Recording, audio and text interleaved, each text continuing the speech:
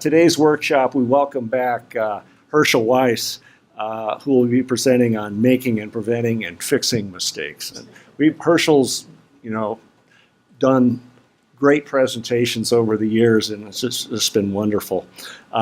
The description that he sent was that there are countless ways to make mistakes. We think we know that, and many different kinds. Sometimes they can lead to something better, but it's also good to know how you can correct your error. How can we work in a way that can minimize mistakes? How can we learn from the blunders that will find a way into our work? And what can we do when they happen? Now Hershel has had a lifetime fascination with tools and started woodworking as a boy. He studied at the College of Redwood's Fine Woodworking program between 1985 and 1986 with cabinet maker James Krenoff, and helped develop the Santa Fe Community College Fine Woodworking program. He's taught there for 6 years since the 90s, and he's been building one-of-a-kind furniture by commission since 1988, and is currently working on completing a display case of European pearwood. So with that, let's give Hershel a warm welcome. The thing that little bio doesn't say is my qualifications for this presentation, and I am supremely qualified. I've made countless mistakes every single day. I made several even just getting myself here. So, and I think that actually is the first step in learning to prevent mistakes and to cope with them is to acknowledge that we make them in the first place. And that's something I haven't been that great at doing. I've always tried to hide my mistakes out of some kind of fear of being judged or whatever that is. And so this is already a very useful presentation for me. Mike mentioned that a piece that I was currently building, and I completed it last week in time to show you some of the mistakes that I made while building it. So later on in the presentation, we'll get to that.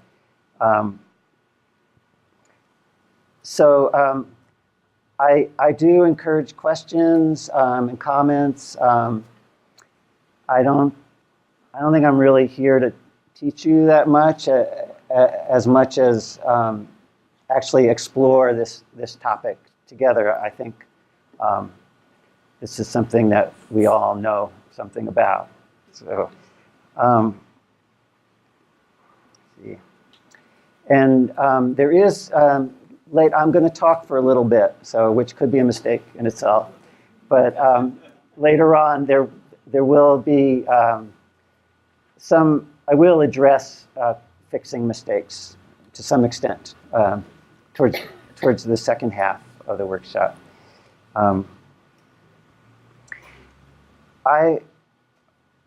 Lately I've been, the last 6 months or so, I've been noticing that I've been dropping things a lot, and I imagine it's related to growing older, but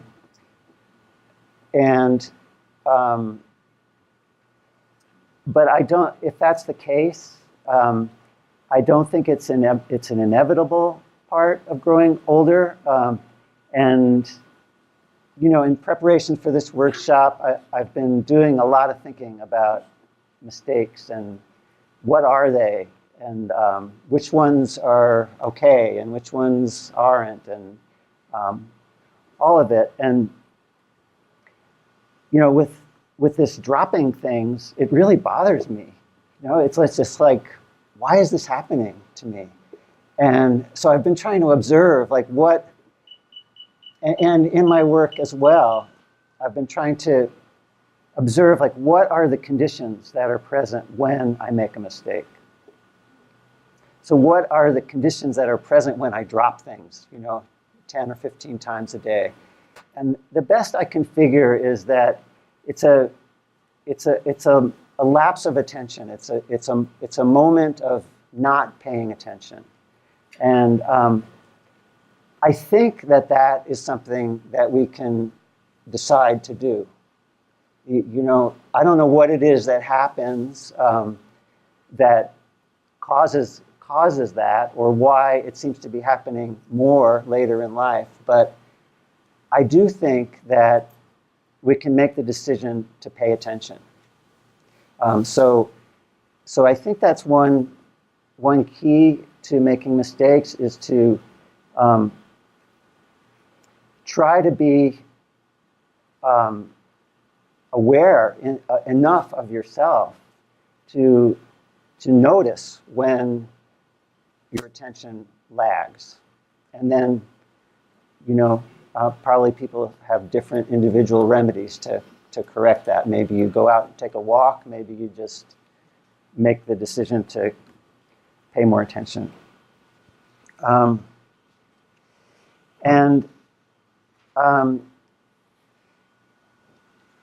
think when you take the trouble to build something, whatever it is, if it's a piece of furniture or anything else, you want it to have some feeling in it. And I think you want it to be a reflection of your own individuality. And our individuality comes from our strengths and our shortcomings. So in a sense, it's actually the mistakes that we make in building something that give it a unique character, that give it a certain feeling. If everything was perfect, it wouldn't be something that was very pleasing to be around. I think we can't ever become machines. We can't ever really compete with what machines are capable of doing. They aren't bad. They're a huge help to us. But it doesn't make sense to try to become that. It makes sense to express our human qualities in our work. And in order to do that, I think you have to be willing to make mistakes. So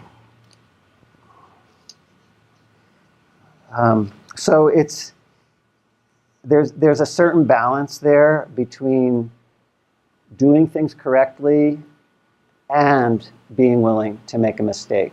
And you can't really separate them out. It's like they're always talking back and forth to each other. If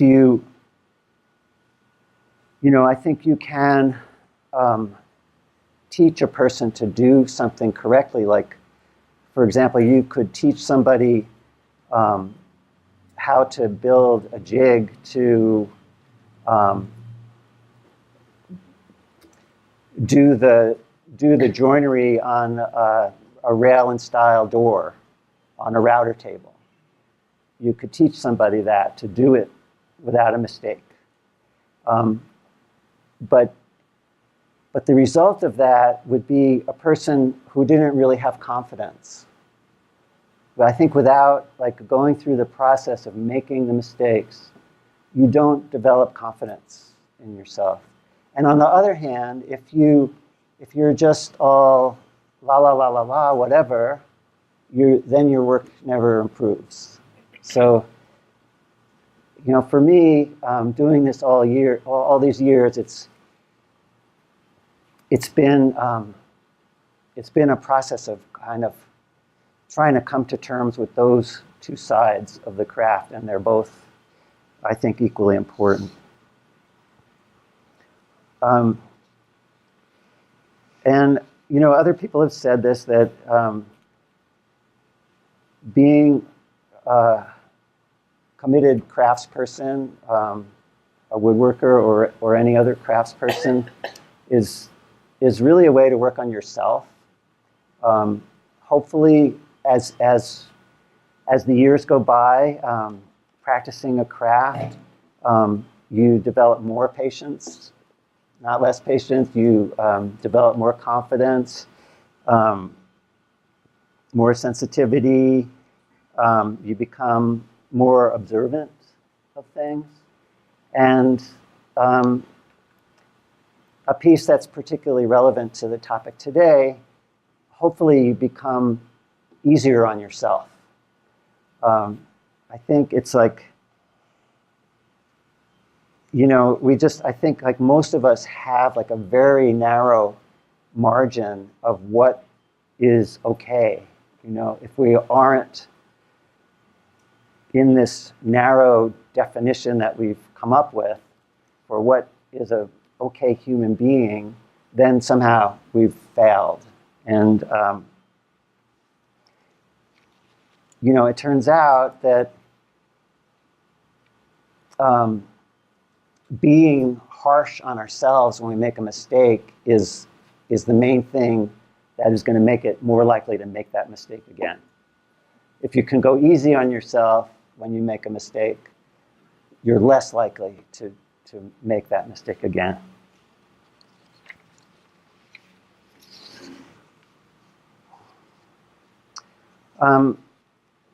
I think most mistakes can be fixed. Some can't. For example, if you're like this piece I just built was all from the same plank. So and there wasn't any extra really. So if I seriously messed up a part, that would be kind of an irreparable mistake, because whatever wood I would find would stand out from the rest of it, right? Because it wouldn't be from the same plank. So, and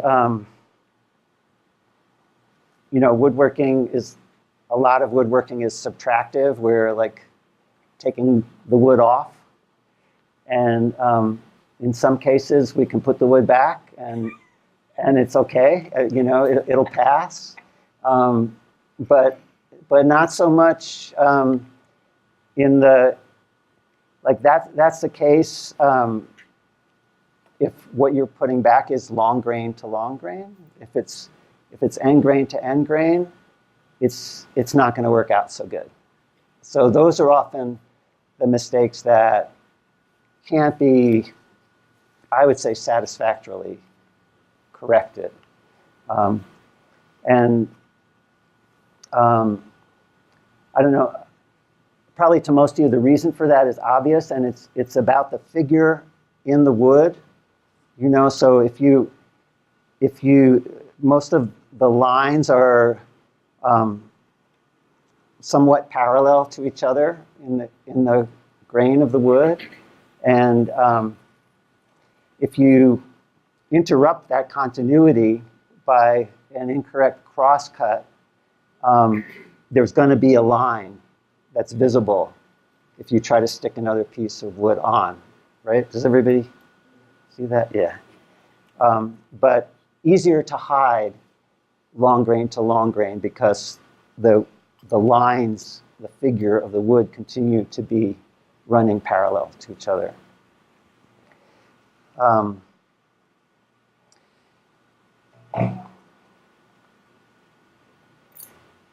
So I mentioned this lapse of attention.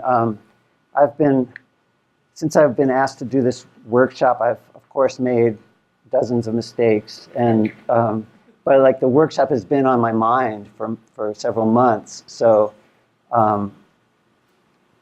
it's been actually really helpful to me to kind of pay that close attention.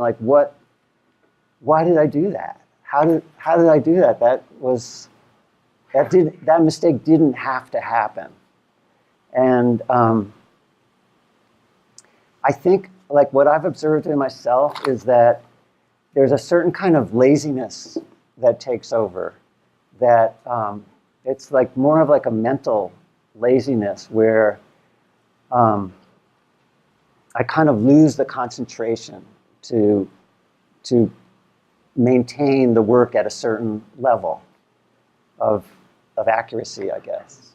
And, you know, it'll just come into my mind like it's not that important, or it'll be the end of the day and I want to like have a sense of completion with something, and just kind of lose that focus. Or my workshop is in a somewhat public space, so I get interrupted, you know, several times during the day, and I found that getting interrupted is not beneficial to the work. I don't know, has anybody noticed that? I mean, even you answer the phone, you're in the middle of something and you're really in it. And then you answer the phone and you come back and you can't like, either you can't like quite remember exactly what you were doing, or your mind is all of a sudden it has all these other things inside of it other than what you're trying to concentrate on. So I think, you know, I think we can like underestimate the degree of concentration that's required in our work, if nothing else to not injure ourselves. There's like a lot of vigilance and mental discipline to not just say, well, if I do it this one time, it'll be okay, you know? So, yes? Get good sleep the night before and eat a good breakfast. Excellent. Did everybody hear that? He said, get good sleep the night before and eat a good breakfast. Yeah. Yeah. And don't fight with your wife. And don't fight with your wife. You know, which is true. Like, I mean, both of those things are so true that you know, I know that studies have been done with young people in school that find if they don't have an adequate breakfast, they can't learn well. You know, if you don't have certain physical conditions met, your mind doesn't work like it needs to work. And then, you know, what Gail is saying, like emotional upset can really throw things off, you know, if you're angry or whatever. So yeah, those are good points. Let's see, what else do I have? So yeah,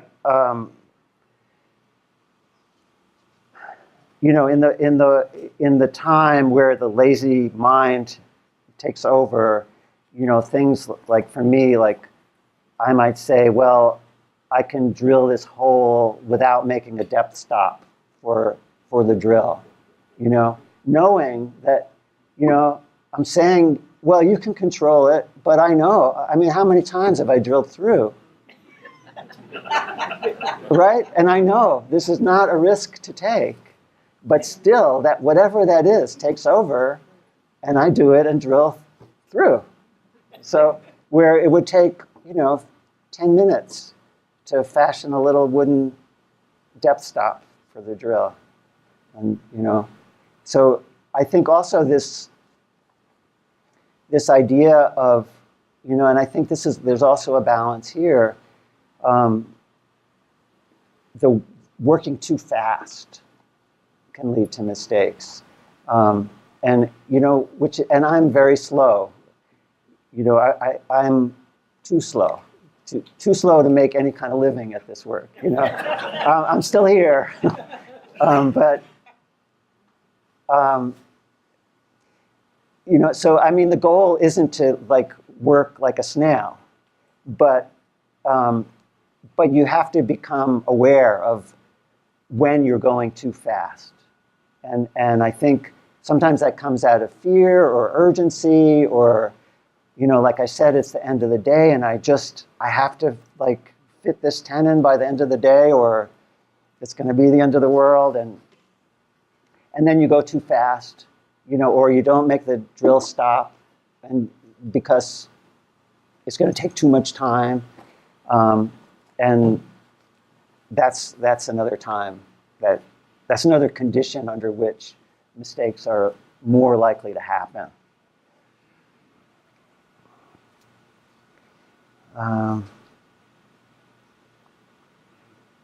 So, again, when you do drill through the board, don't call yourself names. Don't be hard on yourself. Think about the next time. Like what, I don't know, what in that, what would help you to actually make the depth stop the next time.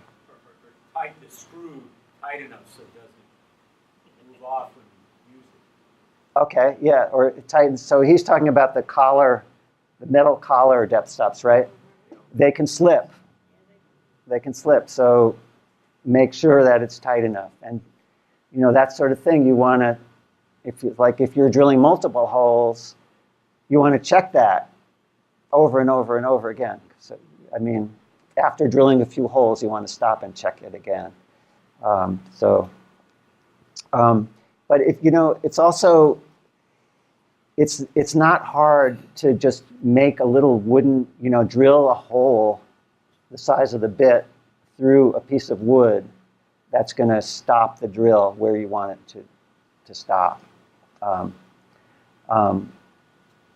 But like I rediscovered recently, you have to be careful not to mar the wood, like with both kinds of depth stops, So if you just, and that thing is spinning against the wood, you're going to end up with something that doesn't look so good.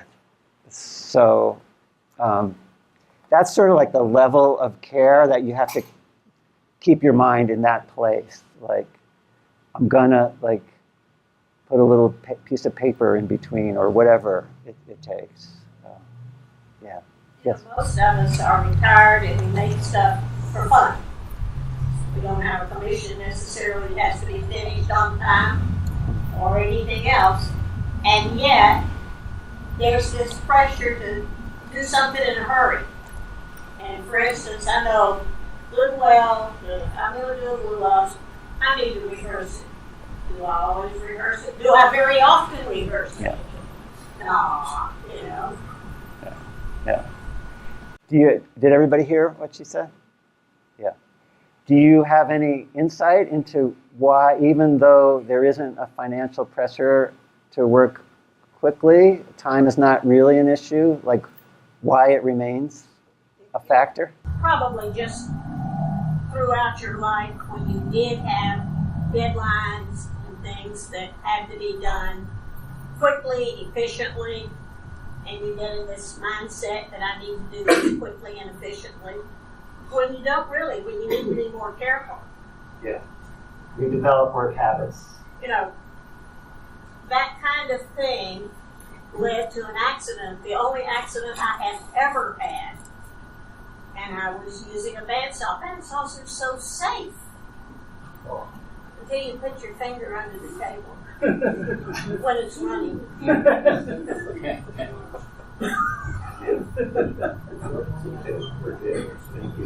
Yes.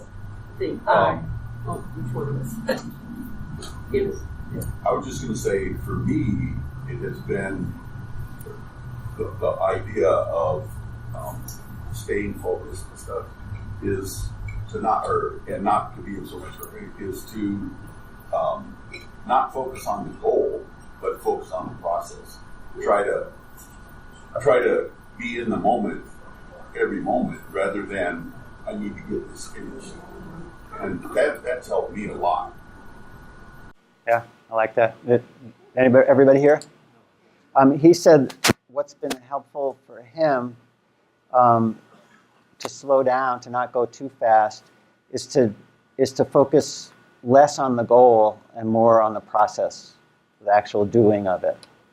And that's going to make it more fun because the things we do are so enjoyable. I mean, just tightening the handle of a clamp, sometimes I'm like, this is the best thing in the world, So but if you're going so fast and you're like resenting the time to tighten the clamp, you're going to miss out on the fun of it. And take Great. naps. Take naps. Yes. All this stuff is related to this, but we've been hearing a lot about mindfulness. And what does that all mean? And I never knew what it meant. But really it means is bringing everything into the present. And, our minds go into the future, our minds go into the back, but to practice being present at all times. And this is a life lesson. It's not just a woodworking lesson that we have to stop and slow down. We move too fast. And we try to make the morning last. But, and the more I do that, which includes a little bit of meditation. I'm not a meditator per se. I'm learning how to be present in all kinds of things in life. And that includes woodworking. He says that he brought up the topic of mindfulness. And he says that means being in the present, not in the future or the past. And that a little bit of meditation has been helpful for him to be able to be present in what he's doing. Yes? This is related to the same thing that she says, but I think sometimes creativity supersedes process, which is staying in that mindfulness. Like you'll have a vision of what you want to create, and so you may try and you won't mean to, but you'll try and skip some of the processes that'll get you there safely or with a better result. Yeah, okay. Yeah. Sort of, let me know if I'm paraphrasing this correctly. Sort of like the desire to see the vision, the creative vision that you have come into being can tempt you to bypass the correct practice of the process. Yeah. Yes? Step we all know about, but I oftentimes ignore, is practice. Practice piece. Yep. Even a little, as late as yesterday, I was trying to cut a little 1/4-inch groove, a 1/4-inch deep, and I had my little gauge and measured it. I went, I'm sure that's right. Well, I slowed down long enough to run a practice piece on a saw, and it was not quite a 1/4 inch. And every craftsman I've talked to say, well, of course you're going to do a practice first. Yeah. I mean, all the good ones say, practice it first, don't go final. I just butchered months' worth of veneering that he tried to teach me years ago because I didn't practice. I practiced on my final product. Now I'm going to start all over again, square one. Yes, it's a good experience, but I would like to experience it on a practice piece. Don't consider that the practice piece. Yeah. I'm considering that now. I'm getting in my mindset. I don't know where John may have just answered it for me. I don't know. But I'm going to blame this on age. But I recently doing a project with drawers, and I cut the drawer bottoms, and I don't know what it was, 19 3/4, I think. It was a 3/4 anyway. And after I cut them all out and started putting them together, 1/4 of an inch too short. Somehow, I set up between measuring what they're supposed to be and measuring on the saw and making the cut at 19 1/2 instead of 19 3/4. I noticed we hear all the time this measure twice, cut once, but it doesn't matter how, if I make the same mistake twice, 3 times, it doesn't matter how many times I try. Yeah. There are so many variables that can sneak in. Cause a mistake. Yes. I'm finding that not all tools are accurate. I bought a bunch of metal rulers over time. Some of them are off like 1/4 of an inch. I didn't know if there was maybe a brand or something that people use that I should be using, but they vary a great deal. So maybe a lot of times you measure right, but you measure with the wrong instrument. That's interesting. Yeah, did you hear that? He says he's finding that a lot of measuring instruments are not accurate. Like a ruler could be off by 1/4 of an inch. Squares are not always square. So you should always check the squareness of your square before you use it. It might be an unsquare square. And a little bit later, I'm going to make a pitch for working as not relying on rulers and numbers so much as a way to be more accurate. So, yes. Yes? One thing that at least I've struggled with, it's a little bit better now, but it is just, when you're in inches and feet and, less than an inch and, you try to add these things up and, you think you got it right, then it's wrong. It would sure be nice if we just used the metric system. So we wouldn't have to worry about fractions, millimeters or centimeters or whatever. That's one thing the Europeans figured out a long time ago. He's saying arithmetic errors can be a problem, and the decimal system would be better. I just want to say one thing about that issue. It's a little off topic, but I read that the system of inches and feet is based on the human body. The measurements from their tip to ear and all of that, and the metric system is not. So I always think about that when this discussion comes up. But the metric system is you're so much less likely to make addition and division and subtraction errors. Yes. Since I've switched over to the metric system, my mistakes dropped off dramatically. It is so much more precise, it's easier to read, and it works in units of 10, just like currency. Yeah.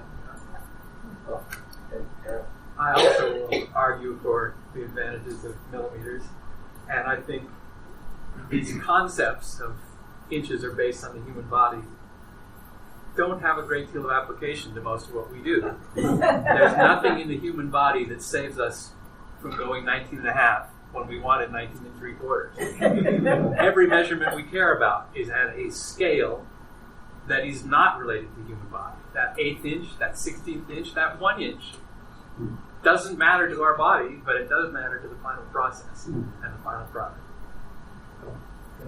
If you do want to use the British system, it's a good idea to write things down. I'm serious. And if you want to use the draw metric pictures system, write it down. with dimensions on it, because otherwise everything you're saying is accurate. Yeah, and I mean, this is a good point to write things down. To just in general, you sort of want to do overkill, with all of this. You want to make sure, and it's easy to. You may be great at arithmetic and just assume and most of the time you can do it easily, but maybe this time it would have been better to write it down. Let's take a couple more, and then I'm going to go on. How much experience have you had that I've found that I tend to make less mistakes if I think a lot about picking a reference scale that I get right, and then all my measurements are based on that. It doesn't matter whether it's inches or millimeters. I'm always making things off of that one reference. Yeah. So using That's the good. piece to measure the piece. Right. Yeah. Story sticks. Yeah, story sticks. Yeah, we'll talk a little bit more about that in a bit. There was a question over here. I was going to say the same thing. Story sticks? Yeah, okay. Yeah, we'll talk about that a little bit.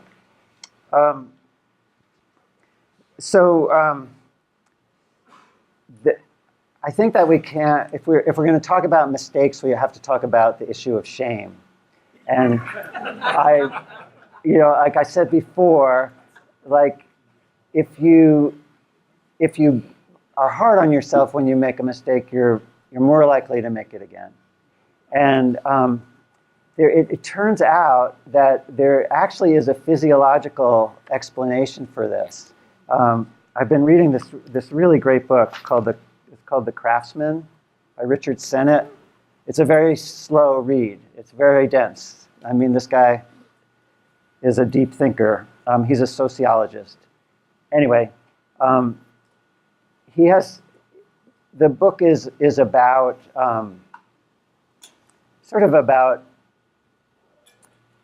making things well, and how that can affect your life in a good way. But he talks a lot about mistakes in this book, and he says that they found that when a person develops skill in doing something, there's three factors involved. One is called prehension, and that's where you anticipate physically what's going to happen without the sensory input before you have the sensory input. So it's sort of like you kind of like see ahead. So for instance, he gives the example of how Chinese chefs are taught to be able to cleave a grain of rice with their cleaver. And when you've done it enough times, you're swinging the cleaver, but your body already knows the end result. So that's one factor. The second is minimum force. So people who develop skill at doing something use the minimal amount of force necessary to accomplish the task, right? You can't cleave a grain of rice by smashing it as hard as you can. And the third factor is release. And this is a really interesting part. What they found is that, say with the Chinese chef, in the instant before the cleaver hits the rice, the chef has let go. So he doesn't have the motor behind it anymore. And Sennett says they don't understand that, but that it makes sense to me somehow. That the way I think of it is like, it's sort of like, I don't know, this is probably a bad analogy, but what's coming to mind is when you're sawing something, you have to kind of get going in the right direction. You can't really adjust it very much in the middle of the cut. You're kind of committed to that line, right? And it seems to me like with a hammer blow or whatever it is, if you let go of the force at the very last minute, you're eliminating a possibility of going off course. I don't know if that's the reason, but At that time. In the last one. Yeah, at the last second, you're also aiming your shot to hit where you want it to hit. Yeah. So maybe my explanation is off, but this is, let me just get through this and then you can ask questions. But this is what they found, that those three things. And it turns out that if you're feeling, and Sennett uses these words, if you're feeling shame or fear, your muscles can't accomplish those three tasks. So you're more likely to make a mistake under that condition. So.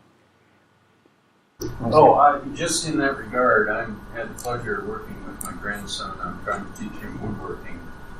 And I realized in the process that he had never really driven a nail into a piece of wood. And it was the first time that I applied consciousness to driving a nail. And I watched him, and he was gripping the hammer with a death grip, and he was keeping it all the way down. And the nail was going nowhere. And then I tried to show him, and what you just said was exactly right, that there's that release. Just before the hammerhead hits the nail, you release it and let the hammerhead do the work. And it was amazing to just put that on a conscious level, something as simple as driving a nail. Right. Right. No, that's a great story. And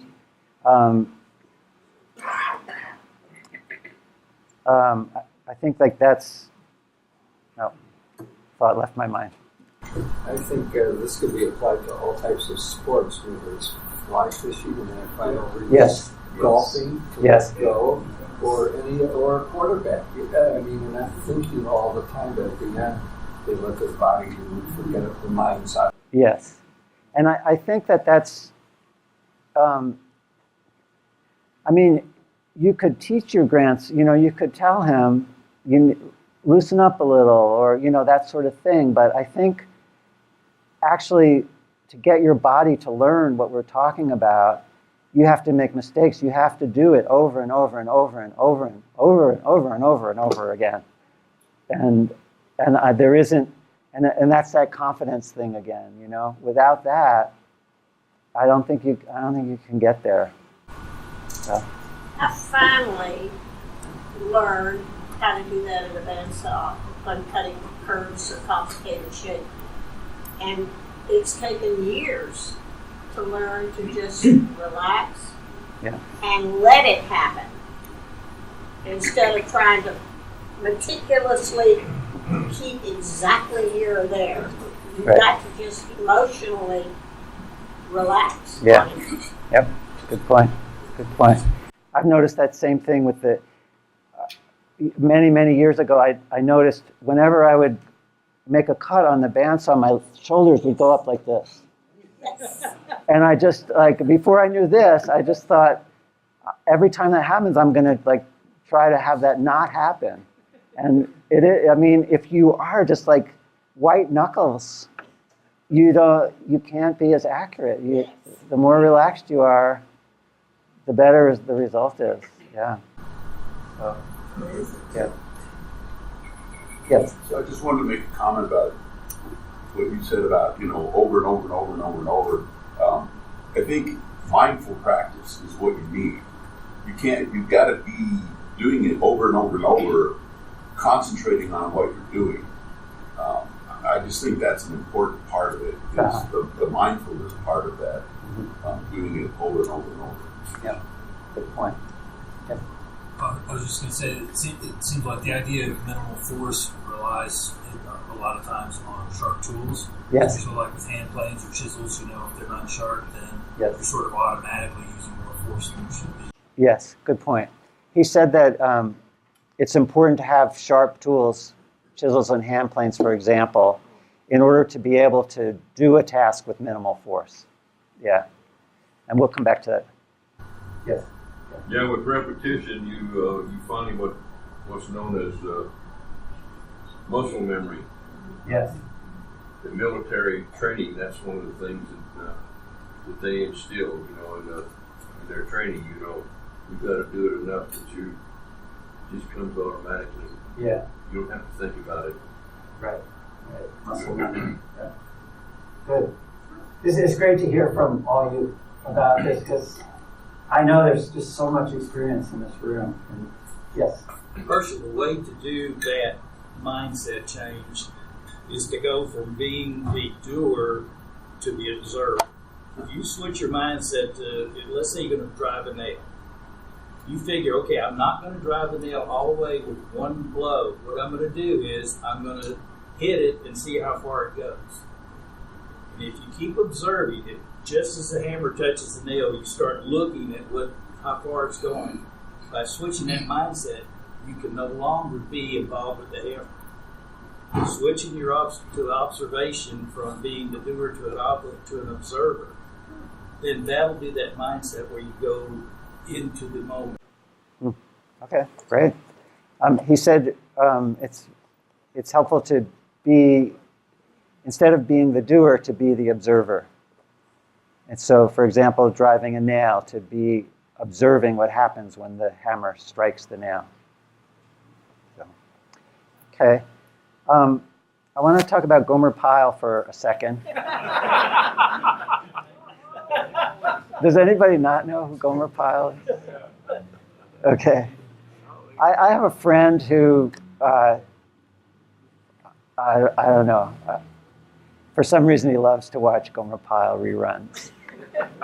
And I was at his house the other day, and we watched a Gomer Pyle episode together, and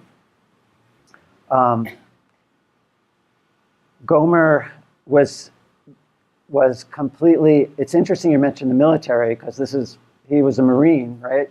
And he was completely inept at the obstacle course. You know, he'd run up to the net and fall down and swing over the water on the rope and fall in the water. And his sergeant, who he loved so much, like his promotion was dependent on his men accomplishing this task. So Gomer Pyle, his motivation was out of his love for his sergeant to learn how to do this obstacle course. And so what he did was he practiced every night in the middle of the night, like over and over and over and over again. And then eventually he was able to do it. And you know, his whole posture changed, and his whole facial expression changed. And so what does this have to do with anything? What is it? Why do we like Gomer Pyle? You know, what is it about Gomer Pyle that we like? And I think it's that he doesn't pretend to be anything other than what he actually is. And he's a Marine, and with these tough guys, and he's like talking about loving his sergeant, and it seems like he doesn't have any shame. He runs to jump up on the net and falls over, and it doesn't really faze him. Doesn't feel bad about himself. So he was, he didn't become ashamed and frozen. He just kept practicing it and practicing and practicing it until he got it.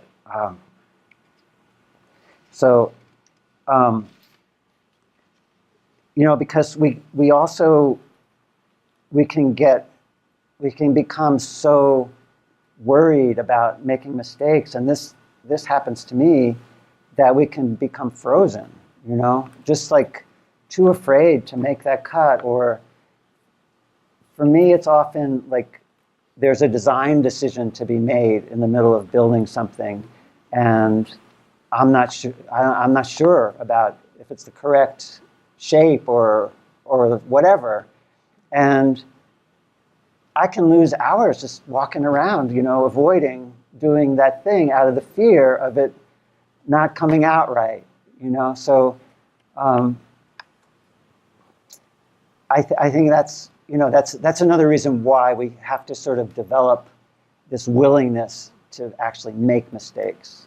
Because when we get too terrified of them, everything becomes stilted and the work becomes stiff, and or we just don't do it. Yeah. Yeah, there's a certain amount of risk in the creativity. There's a risk in creativity. Yeah, great point. Yeah, exactly. And that's kind of the crux of it. Such a simple thing to say. There's a risk in the creativity. If we all can build something from a blueprint or a plan or something that's very similar to something we saw, or but to actually kind of dare to express something, there's a risk in that. It could come out really bad, and sometimes it does, for sure. Yeah. Okay. Let's see.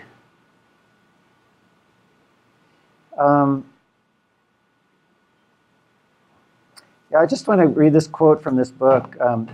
He talks about, he calls it the tidy mind, and he says, the work process has to do something distasteful to the tidy mind, which is to dwell temporarily in mess, wrong moves, false starts, dead ends. The probing craftsman does more than encounter mess. He or she creates it as a means of understanding working procedures. So that's kind of an articulate way of saying what I'm kind of bumbling around with up here. How are we doing time-wise? I'm never sure where the break comes. This is a good breaking point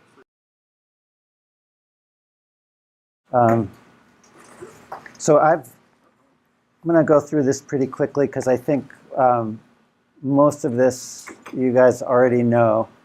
But I've made a list of 20 ways to avoid making mistakes. So some of them are obvious. One is to watch the grain. Which means going uphill. I probably need to explain that. So there's nothing I can really draw on. Will people be able to see? Oh, okay. So if you're jointing an edge, for example, and the grain looks something like that, what I mean by uphill is that the direction of the cutter is this way, right? Everybody knows that. Okay. The best analogy I've heard is like petting the fur of a cat or a dog. If you go the wrong way, you're going to get bit. So that if you go the wrong way, so your hand plane wants to go that way, and it wants to go through the joiner in that direction. It's so that the cutter doesn't lift up the fibers and tear the wood out. And sometimes it's very important, depending on the wood. Sometimes you can go either way, but that's rare. Also, scribing. This is another example of overkill somehow. Sometimes, but like often, if you're, for example, cutting a rabbet on the router table, it's a really good idea to, with your marking gauge, scribe a line where the bottom of the rabbet is, so that if the grain is a little nasty, the scribed line will keep the tear out from continuing beyond the scribed line. So often it's not necessary, but it's good practice to always do it anyway. Also, cross-cutting on the table saw. It's a really good idea to back up the board where the blade exits the cut, to have another board behind that to keep the wood from blowing out. Also, if another advantage of that is if that backup board is affixed to your table saw or your miter gauge, I guess, it will show you exactly where the blade's going to cut by how it's cut the backup board. So you can use that for alignment. Some of these things have already been mentioned. Make extra parts if you can. For example, if you're making a table, it's really nice to have 5 legs just in case. It helps you to work in a more relaxed way, knowing that not everything is on the line. You have a little wiggle room. Accurate layout, of course. And again, it's helpful. In some cases, you have to take a measurement in millimeters or inches, whatever. But in a lot of cases, it's way more accurate, and it's one less thing to have in your mind to make a story stick, to use a stick of wood that either has the dimension just ticked off with a pencil, or if you need to be super accurate, you can cut a little notch with a knife, and then that's it doesn't matter what the number is, right? And particularly, like someone mentioned, Derek mentioned this, 7 3/4 becomes 8, or 7 13/16 becomes 7 3/4 in our mind. Like, it's hard to be accurate with a ruler because you kind of want it to be 6 inches or whatever it is. But with this, that isn't a factor at all. That's it. And you don't have to do any math, and you don't have to remember a number. It's right there. Well, for example, the table with legs, you want all the legs to be the same length. Right. Whether they're an extra 1/8 of an inch or not, that doesn't matter. Right. So in that case of making table legs, you want to somehow determine what that length is, but it doesn't really matter what the number is. So the important thing there would be to set up your crosscut setup so that all 4 legs are the same, rather than that they all be 7 7/16 or whatever. Yes? All 5 legs. Thank you.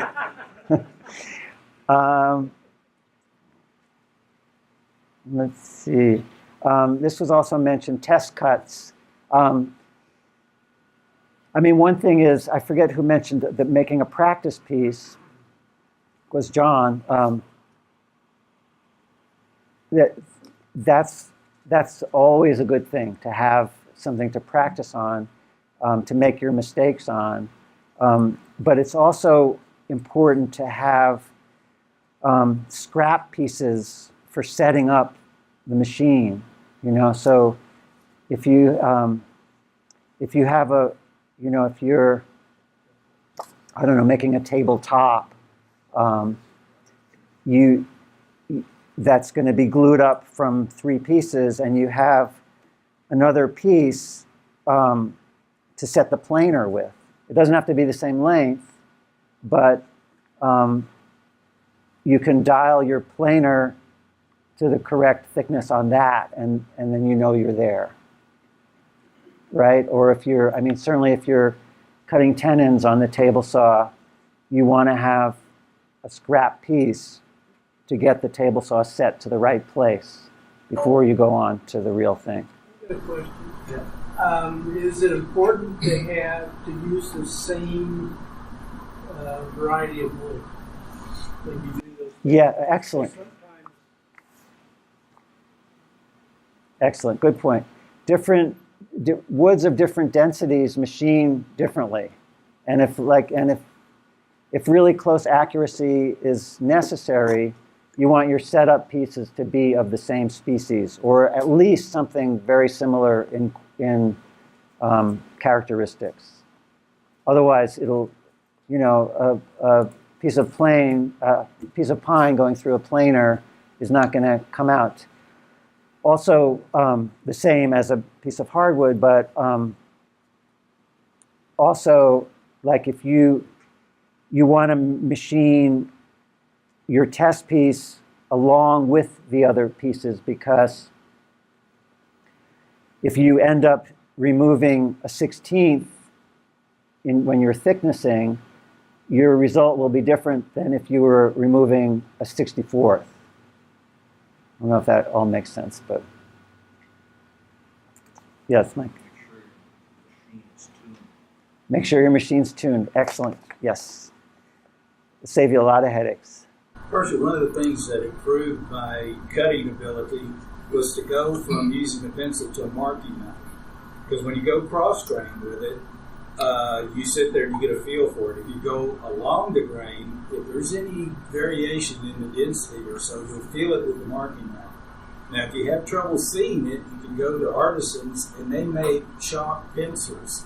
And you can go over the marking knife with that chalk pencil, and you've got a nice white chalk line to cut to. And it's consistent, so that with a pencil, you're going to, as the pencil wears down, your line's going to get wider. Marking knife is always going to be the same width, and so your cuts will become more consistent. Okay.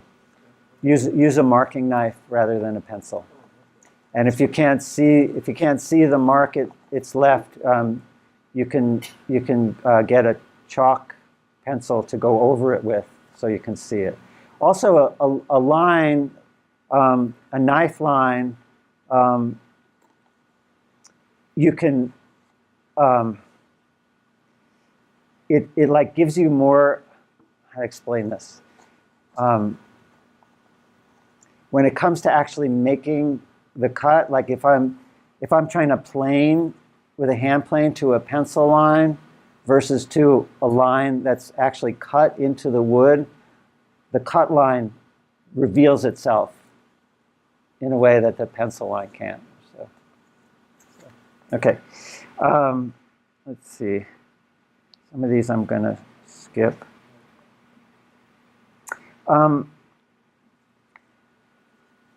There's a thing called flexible accuracy.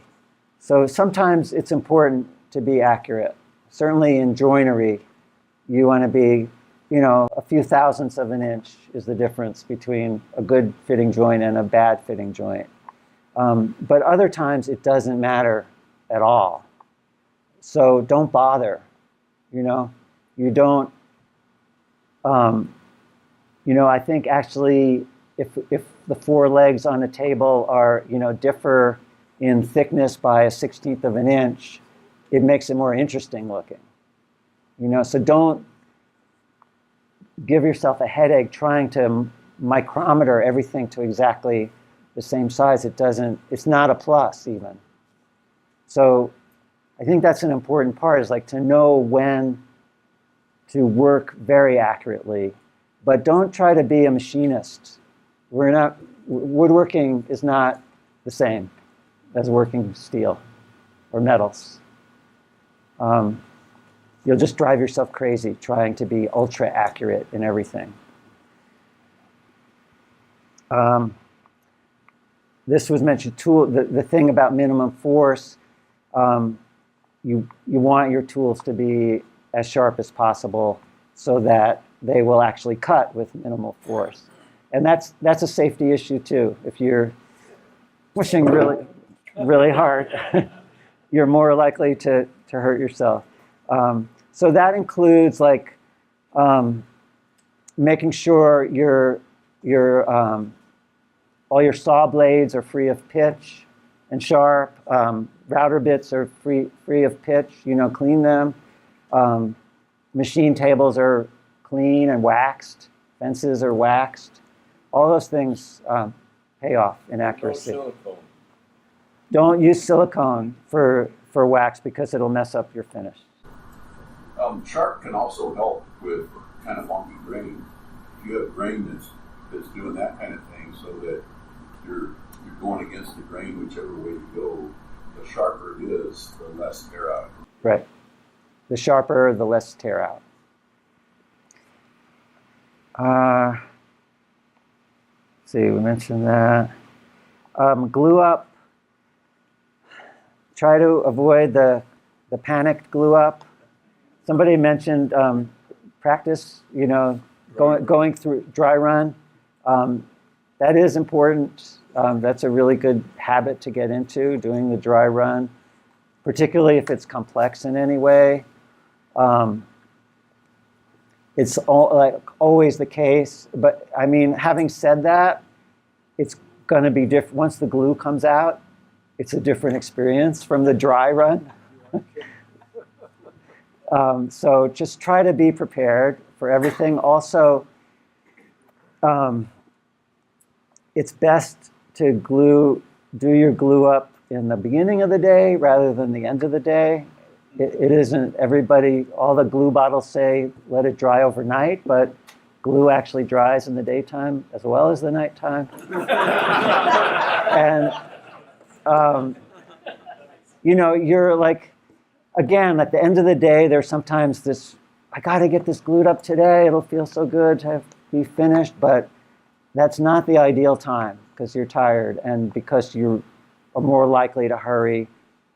Also, my workshop gets over 100 degrees when it's hot out, and that's a big factor in glue up is heat. It starts to set up really fast when it's hot. So particularly in the warmer months, in the summer in the morning is like a better reason for that. as well. You have a little more time. Does the rotary humidity impact the glue drying much? Really? Yes, I don't. Depends on the type of glue. Okay. Yeah, I don't know much about that. The other thing you need to watch out for is the amount of moisture if you're doing multiple lids. One of them will be maybe more damp than another one. She'll have issues with it later. Oh, okay. Yeah. Yeah. Make sure that all the parts are the same degree of dryness. Moisture content. Yeah. Different moisture content can lead to problems.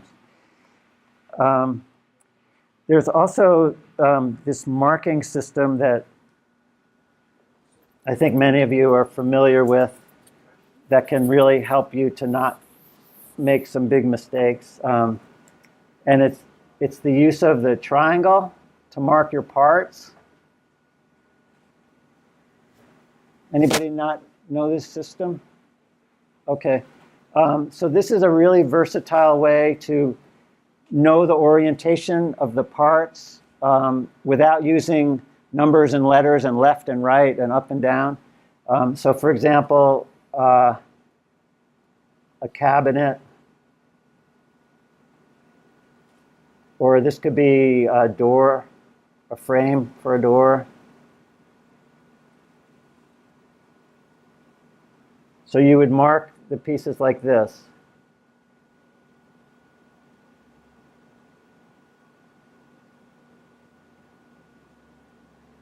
Right?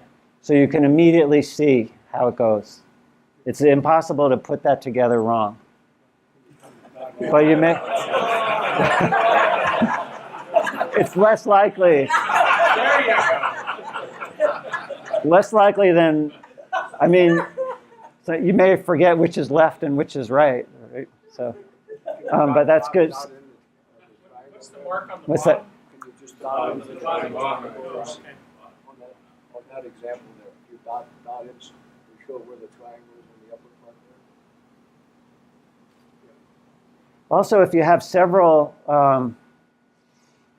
I don't know, let's say you're making two doors, you can do this on the other one, so you know one from the other, or do a double, or there's all kinds of ways to differentiate. Do them in different places, like instead of on one of them have, say, the styles, you have them higher or lower than the other, so that the triangles can't pop well. Should never match. Oh, I see. Yeah, she's saying locate them in different parts, but I would rather do it this way, so it's more obvious. Also, let's say you're gluing up a panel from narrower boards. That's also an application for this.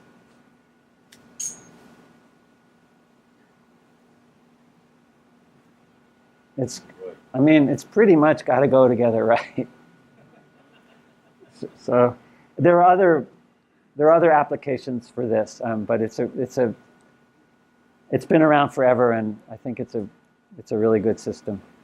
In your cabinet door example, take the opposing pieces and put them together to make the triangle. Okay. Everybody hear that? So, I think he's saying put these two together when you mark them at the same time, so then they'll be at the same height as each other. Good idea. Let's see, what else do I have? We kind of mentioned this before a little bit.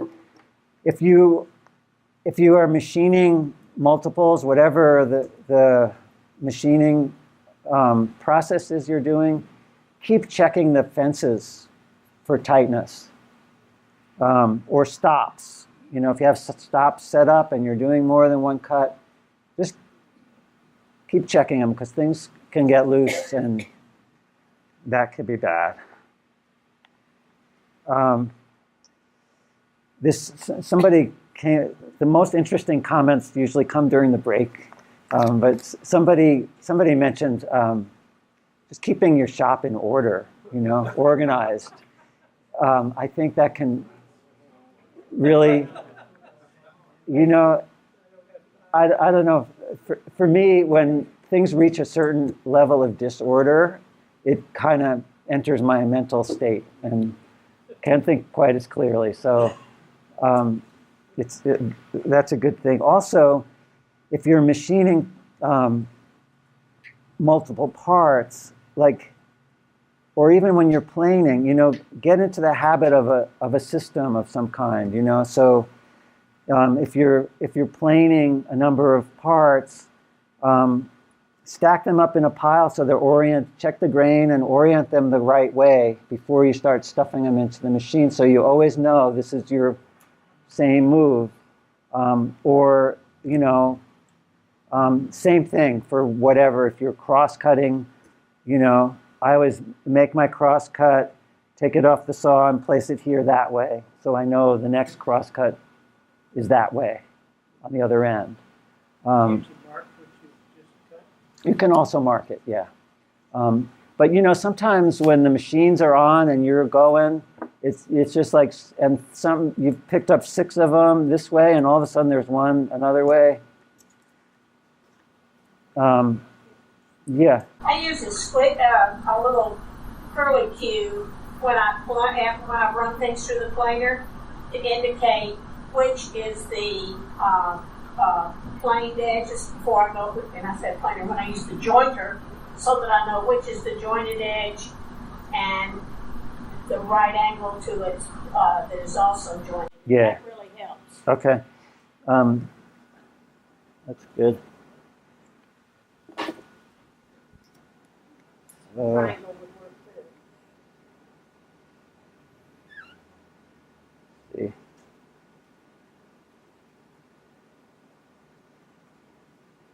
So, let's see. So, I don't know if this is exactly what you're saying, but my system is if I've surfaced this face on the joiner, and I'm going to join an edge,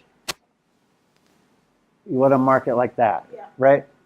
So that says that's your intention, is to square that edge off of this face.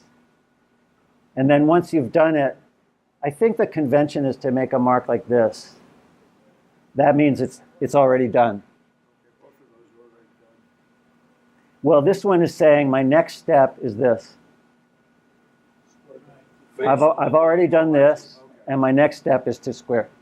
So, but the important thing is to come up with a convention, that's consistent.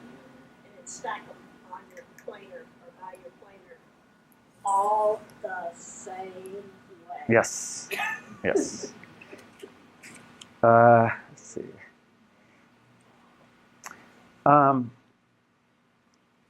Everybody says measure twice, cut once.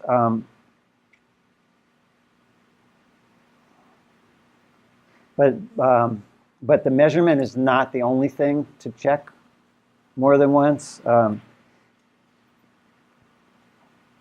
You want to make sure you have the orientations of the cuts correct, the depth, the location of the cuts, all these things. You want to check and recheck before you actually make the cut. Sometimes things are confusing. Like for instance, let's see. Let's say you're joining you're joining wood edge to edge, and let's say you're putting biscuits in there. So if the biscuit you cut in this piece moves up, the result is it actually moves down in relation to the other piece, right? So and that's the case in some routing slots and stuff like that. So just another reason to really think things through in advance, because it's just so easy to say, I want to move this down, so I'm going to move the cut down, but in some cases it's not. And then again, when you do make a mistake, because it's not an if, don't be hard on yourself. Don't despair, because often, if you take a walk or sleep on it, often a solution, an unexpected solution, you think I've ruined the whole thing, and then you just put it aside for a day or two, and often a solution that you couldn't think of comes to mind. So, Mike. Don't work tired. Don't work under stress. Don't work when there is a distraction in the area. Great. Agree with all of those. It's a really good idea to train yourself to not stop what you're doing when there's an interruption. Like if you're, particularly if you're using a machine and somebody walks into your shop, don't look up till you're done. They're just going to have to wait, And sometimes, even if it's not a safety issue, finish that thing, to minimize the effect of the interruption on the work. Don't take your telephone in the shop. Excellent. Don't take your telephone in the shop. I don't think anybody's going to listen to that, but but the telephone really can be a dangerous interruption sometimes. Turn it off. Or turn it off. Have it there, but turn off the sound. There you go. Yep. Well, or just don't answer. Yeah, don't answer it. Right. I think. Oh, good. I think the short of it is, to just underline the priority of your work over the other things that are going to happen while you're working. So, okay, let's look at it. Yes. I just want to say, I think anytime you make a mistake, it's such a learning. Yeah. It's such a teaching tool. It really is. It really is. And she said every time you make a mistake, it's a learning experience. It's a teaching tool. And, and again, it's kind of impossible to learn without making mistakes. So. The Bob Ross philosophy, we don't make mistakes, we have happy accidents. Right. Okay, let's look at some slides. Okay. This is the piece I just finished. It's European pearwood, and it's, whoops, I didn't mean to do that. It's for some people who have a collection of very rare glass objects, and this is built to display their objects. So, and I apologize for the photography in most of this. So, the mistake does it have a pointer too? It does. See, here. Okay. The mistake I'm going to show you is right here. I mean, you'll see it. You'll see it. Let's see. Is that a miter? No, it's not a miter. No. This it's a through tenon here. But anyway, see if I can get it to advance. No, I'll let you do it. And this is the plank that it came from. Everything came from this one plank, and I didn't have a whole lot of scrap. Yeah, it's a big chunk of wood. I have to say, it was kind of painful to cut this plank up, because that cabinet is the dimensions are so small, there's nothing wide in it. And the beauty of this plank is it's 17.5 inches at this end, 19 plus on the other end, 2 inches thick, and I had to kind of make toothpicks out of it. And I really questioned the validity of doing that to this plank. But the way that my justification was, the opportunity to make a piece of furniture all from one plank of wood. You don't really get that opportunity very much.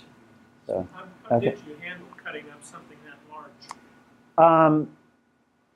I laid it all out, and again, I 1,000 times checked everything. And then I made the cross cuts. I like to do it with a handsaw for some reason, but sometimes, yeah. But sometimes I'll get out my circular saw. And then the bandsaw. Kind of roughed everything out, freehand on the bandsaw, and then worked everything down. So where'd you get the wood, and then how'd you get it into your shop? The wood came from Pennsylvania, from Hearn Hardwoods.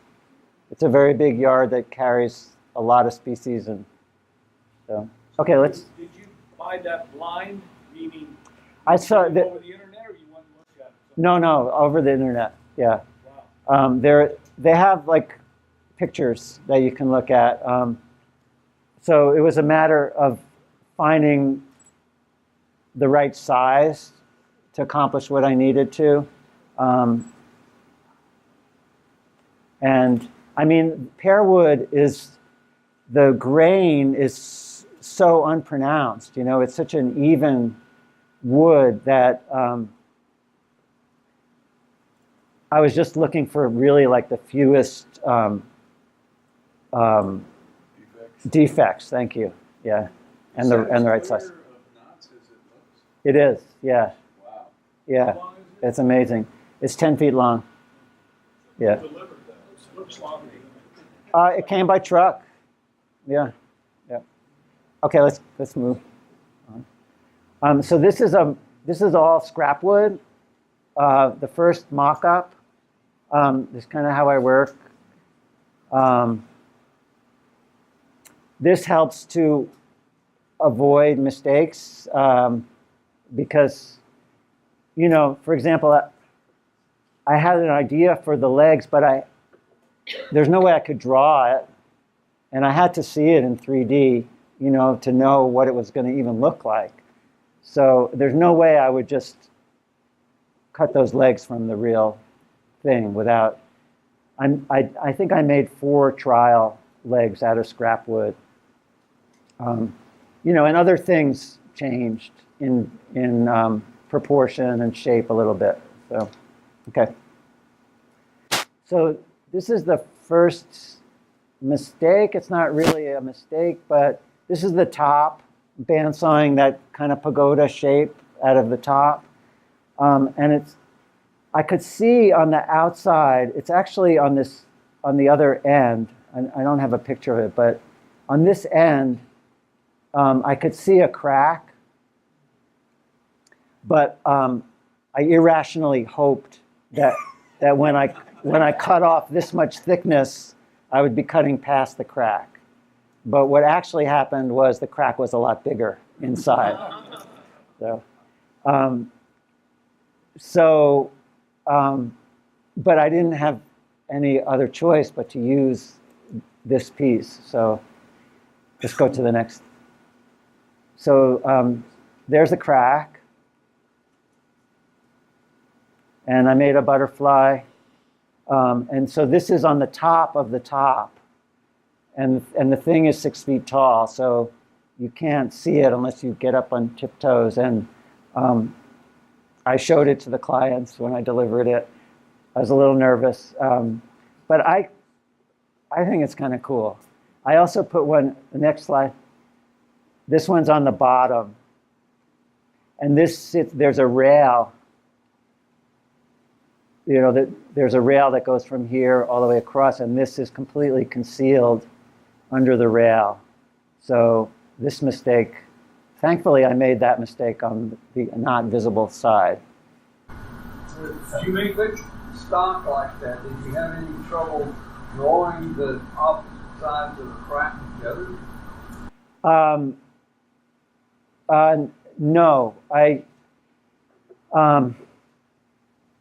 what I did was I rubbed glue. This is kind of a trick, not well-known trick, I think. You can, if you have a crack, you can, like draw a bead of glue onto the crack and just keep rubbing it with your finger and put more and rub, and it'll go through to the other side eventually. I think I used epoxy. I can't quite remember. And then just with enough pressure from the clamp, it closed up mostly. It's a little bit visible on the end grain.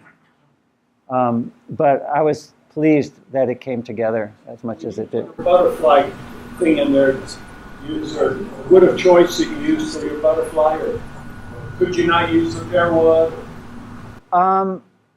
Well, I mean, the pear wood is a great choice because the grain is so even. There's not any short grain.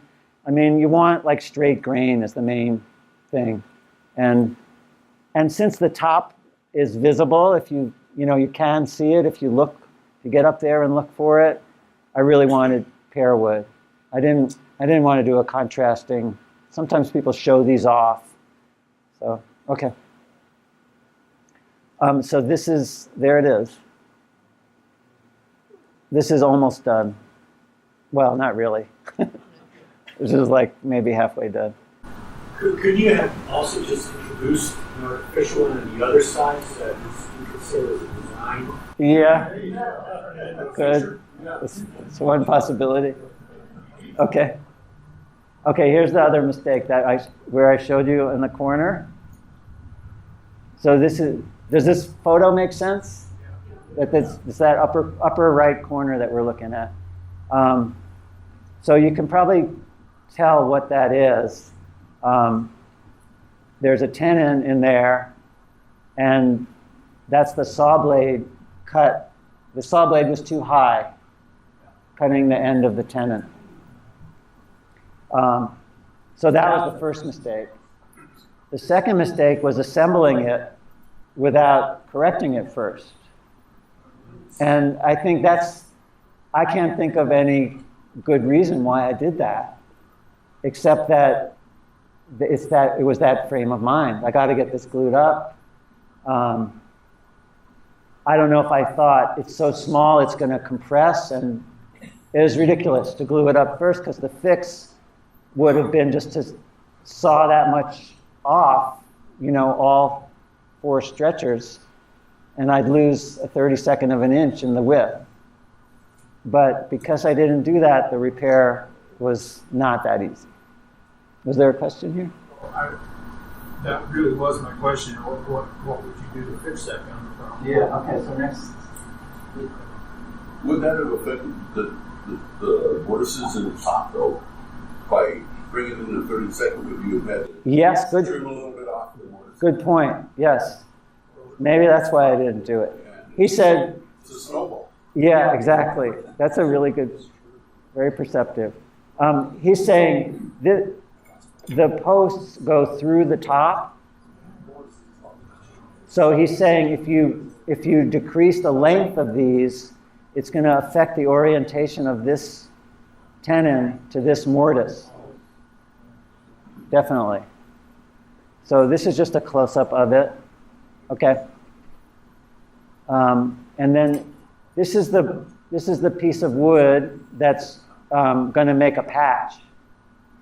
And what I'm trying to show here is I looked through a lot of scratch. This is kind of the key to a repair like this is to find a piece of wood that's going to match really well. Because it doesn't matter if it's a really tight fit if the grain isn't right. So what I'm looking for, it's not a clear enough photograph, but I'm looking for like grain lines that are going to be somewhat continuous across the patch. So this is the piece of wood I selected. And I guess this is my measurement for how wide it needs to end up. Okay. And then I had to kind of square it all off, the knife, okay? And then here's my patch. It's, as you can see, it's slightly wedge-shaped. in both planes. Did you take all these pictures routinely or in anticipation of this In class? anticipation of this class, Okay, so yeah. you said I screwed up and I'll show you how I did it. Exactly. Yeah. That would all make it all the worse, make you feel all the worse if you say you're lamenting over taking pictures. Right, right. Yeah, no, I mean, like I said, like I really prefer not to show my mistakes. So this is a good thing for me to be here in front of all you. All these mistakes were intentional. There you go. Yeah, there you go. Right. Okay. Next. So there's the thing glued in. Okay. And next, you can see it in this picture. All right. Okay. Did you chop And so- that off with a chisel or a curved saw? Yeah, chisel. Sharp chisel, yeah. Yeah. So that's the piece at its home. And, you know, if I stand there and look at it, I can find it, for sure. For sure.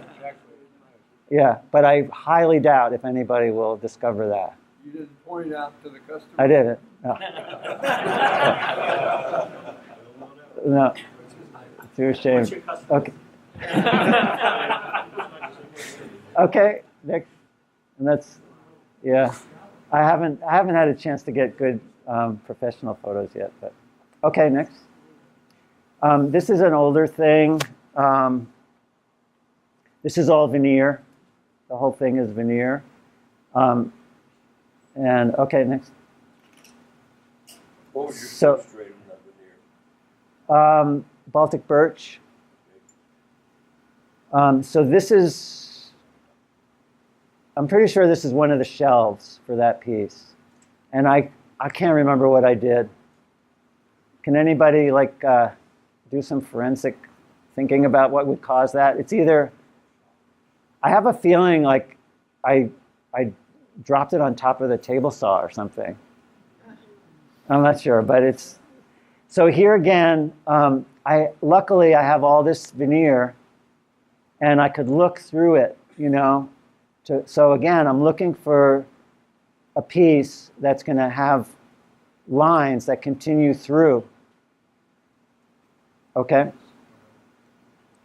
And that's, is this,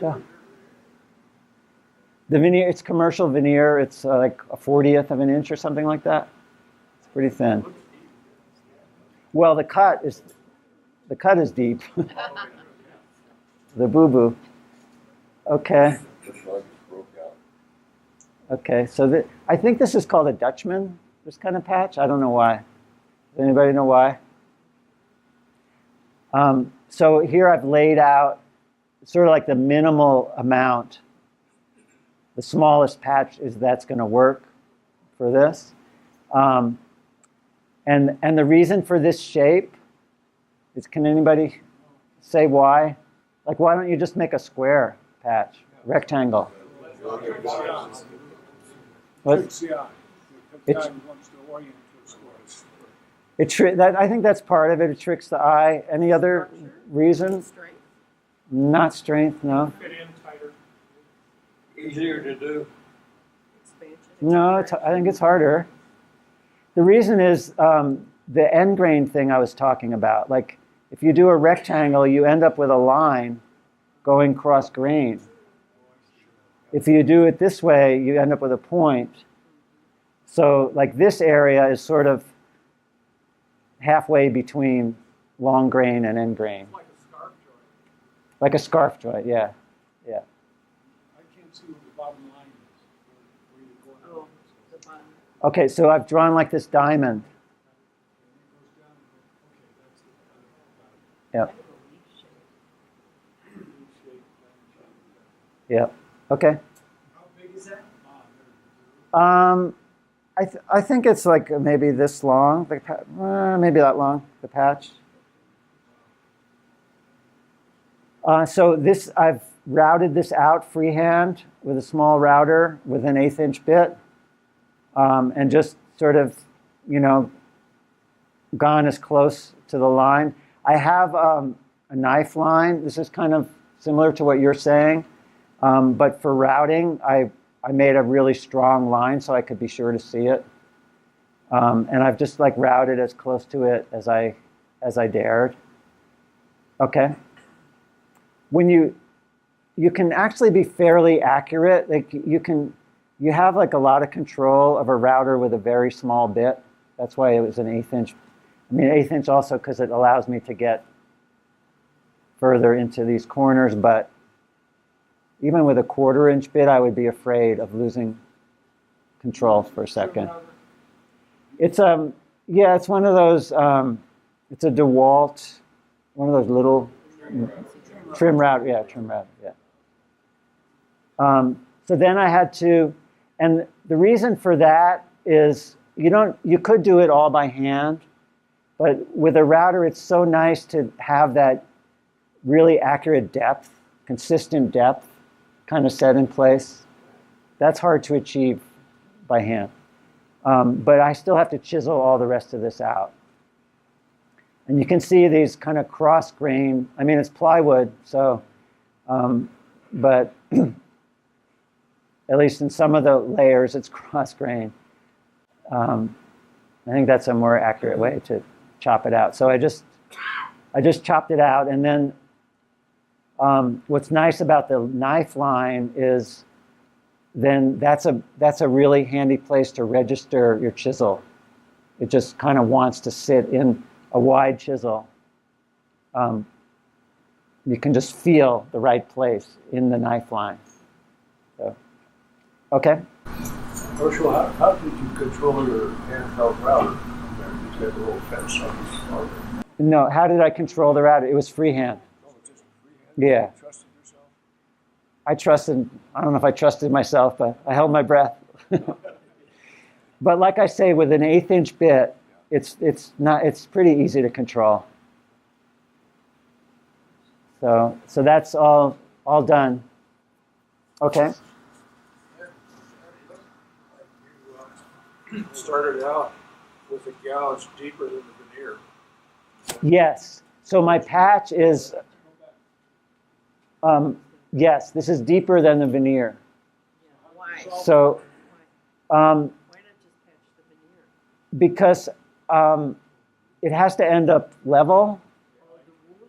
So well, no. If I were to route a recess the depth of a piece of veneer, a 1/40th of an inch, that's definitely a possible thing to do. That would be easier to make the recess, but it would have to be a hair under a 1/40th of an inch so that the whole thing ends up level. So you have a little to work down, and I just felt a lot more comfortable gluing.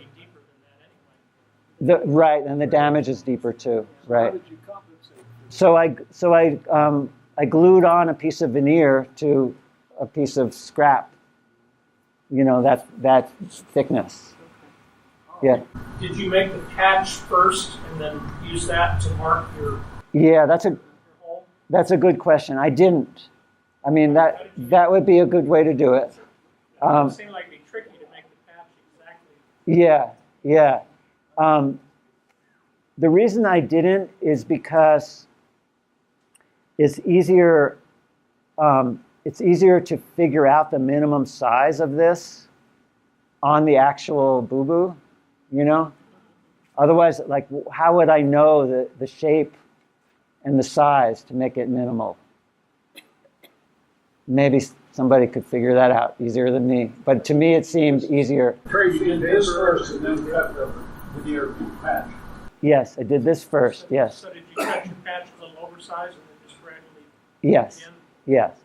So then I was able to mark the extremes of the patch directly off of this and lay it out and then cut it a little bit oversized, which you want to do anyway.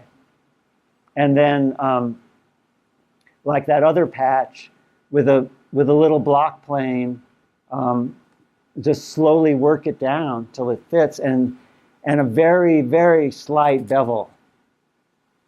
that's not something to be overdone, but a really slight bevel to get a snug fit. Somebody back there? I was just curious if you put a bevel on. Yeah, really slight. So, okay. So that's the patch, and so you could see, like, here's this line. It doesn't stop. It's not perfect, but if it was random, if it was a random piece of veneer, even if it was the same species, and I just picked one randomly, it would end up being more obvious. So, just out of curiosity, speaking to your patient, how long did that process take from the time you realized you had a boo-boo to fixing it? How long did it take? I don't know. Probably a couple hours. Probably a couple hours would be my guess. I don't know. Okay. So there it is. Again, if you know where it is and you walk up to it and look for it, you can see it. But okay. So it's here.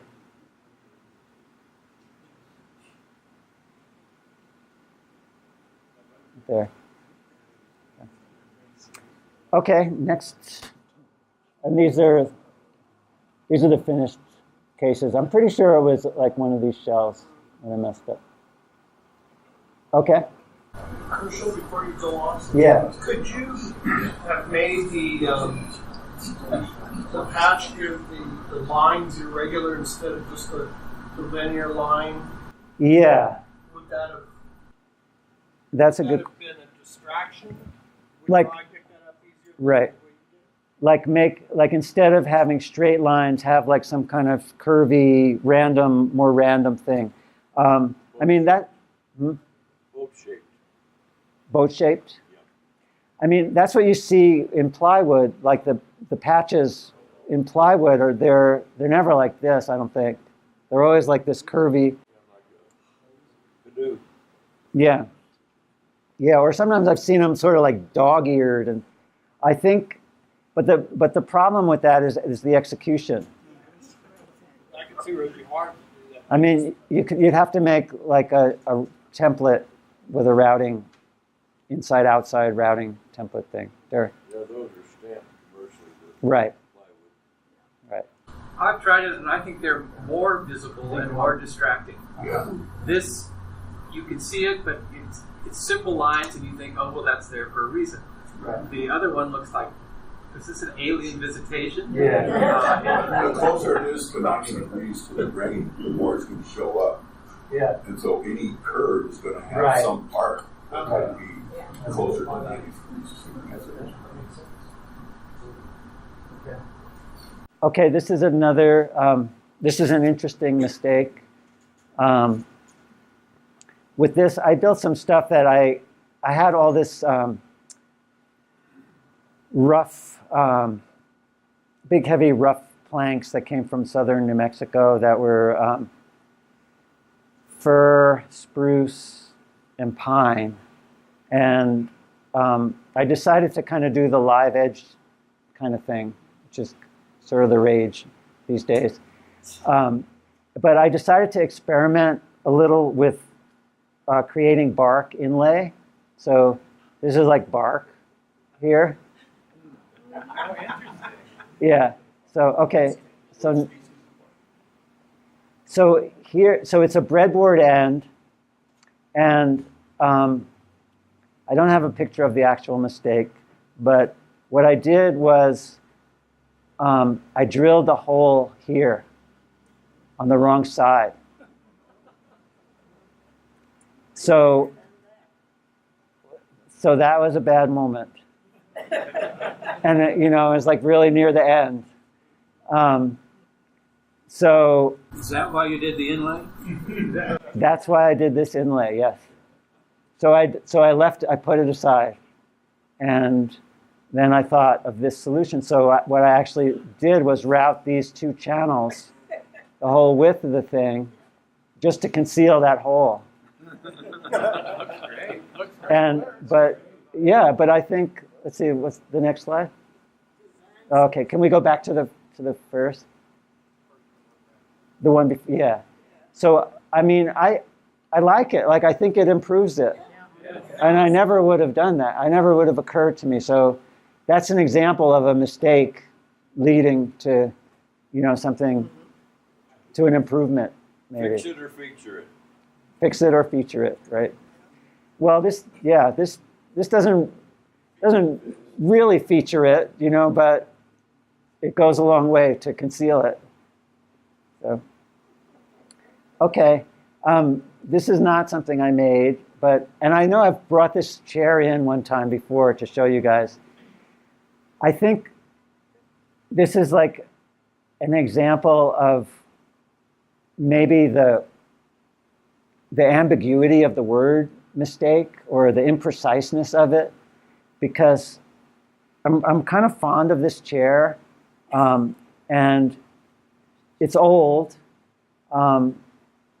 but like, for example, look at the difference between that length and that length. So, and look at the difference in these two turnings.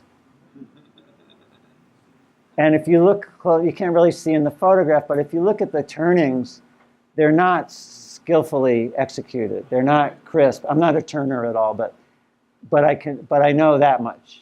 You know, they're not crisply done, and they're not even. The difference between the left and the right structures in size These? are vastly different. Yeah, right. It could be. Yeah, it's a weird photograph. I'm not actually sure of that. Okay, next. So, what is that picture? I guess this picture just shows the difference a little better, more close up. Isn't the term character? The term character, yes. Could it be a repair and somebody less skilled? I don't think so. I don't think so. Yeah, it looks original to me. So okay, next. So here's the other thing: is this band? It's pretty funky, and this one too. You can't really see it, but it's not. Well, maybe it's custom. Well, Maybe the owner had scoliosis. well, I mean. So the thing here, like I think the teaching moment with this chair is to like be clear of what it is you're trying to accomplish. You know, like obviously this is what the person was shooting for. You know, and I wouldn't intentionally make a chair like this, I don't think, but. You know, for example, if it was like fancy, and there were these differences, it would look really bad. But this is what the maker was shooting for, this level of, you know, perfection. So I don't see them as mistakes, you know, or really anything. To me, it adds something to the chair. Asymmetry for one thing, yes. Do you think that the maker was the one who used this chair? They made it for themselves? That's my guess, that it's a one-off chair that, you know, somebody, you know, maybe in the country somewhere, you know, was learning how to make chairs, or maybe this is like the level of skill that they reached, what they were striving for. But cheers to out of yourself. I mean, that's all they have, and everything is done with hand tools, so they right, don't care. right, and yeah, okay, yeah. So, yeah, I think that's the last slide. I just want to, in closing. Okay. Well, yeah, that just shows that curve a little more. So. Have you repainted it? Yes, many times. Yes, Norm. Hershel, can you talk about leveling the Oh, okay. On this chair right here, suppose they had one leg that was shorter than the other. Yeah, okay. Yeah, Norb has a question. I know we're out of time, but this will be the last thing. He was wondering if you build a four-legged chair or four-legged stool and the legs come out uneven, what is the fix? And so I would say in most four-legged things, even if you've worked really accurately, it's pretty rare that once it's glued up, it's going to be perfectly stable. So, but sometimes it's, if something's a little shorter or things are out of square, it can be significantly different. And what I do is if it's a chair, I put it on my table saw, so I know that that's like a flat surface. And then I shim the high legs, so they're like equally shimmed, where the ones that don't touch. And then with that shim, I lie my marking knife on top of that shim and mark the other two legs. The two legs that are actually touching. Yeah. So that's the amount to remove from each of those legs. And if it's a little bit, you can plane it. If it's a lot, you're going to have to saw it. So yes. I used to run a trail company, and we got parts in from Indonesia, and we were putting out anywhere between 350 to 400 chairs per day, assembling them, and we had the same problem with the wiggle wiggle. So my foreman built a very simple jig. Took a little while, but it's a saw, and it's flat, but the saw sits down in a well, and you turn the chair around and find the high point, and then just rotate the chair, and it takes it right off, and it's flat. Okay, what I've heard, building upon what you said, is just raise the table saw blade just a smidgen, right? And then just, since your surface is flat, just slowly even out the bit. That way you'll know when you exactly got all four legs at the same time. Actually run the leg over the table saw? Yes. This Fine Woodworking has a video of this with this guy Peter Radowski showed this trick. You just raise the blade maybe 1,000, just a little bit, and then run it, and then just slowly work the four legs over, focusing on the high ones, and before you know it, it's flat. You showed it. It was just remarkable. Did you hear that, Norm? Okay. He said to raise your table saw blade a very little amount, a few thousandths of an inch, and then you can actually run this kind of scares me to even say it, but run the long legs over that, and it'll take them down. Just back and forth? Yeah. Okay? Yep. So, yeah. Sounds good. And then you have like the actual leveling action of the table saw itself. If you get on the Fine Woodworking website, there's a video that shows you how we do this. It's absolutely brilliant the way it worked. All right, well, we've gone over time a little bit. I just want to say, like, in the end, when you've finished making something, it can always be better. And I think that's true with everything we do. It can always be better. And we, as woodworkers, I think we tend to, in the finished piece, we tend to only see the mistakes and the places where it could be better. And it's kind of a hard thing to swallow. It's a hard thing to accept that this is not exactly how I saw it in the perfect heaven of my mind, before I made it. But that's the reality, and it's true, really. I think, like, of all things that we do, and it's uncomfortable, but I think without that, life would be kind of dull, you know? But it means So- that this chair is better than the one you made before. Exactly. You have that to look forward to in the next piece because you've understood something that you didn't understand before. Exactly. So I want to just end with a quote from Miles Davis. He says, "It's not the note you play that's wrong. It's not the note you play that's the wrong note. It's the note you play afterwards that makes it right or wrong." Thank you.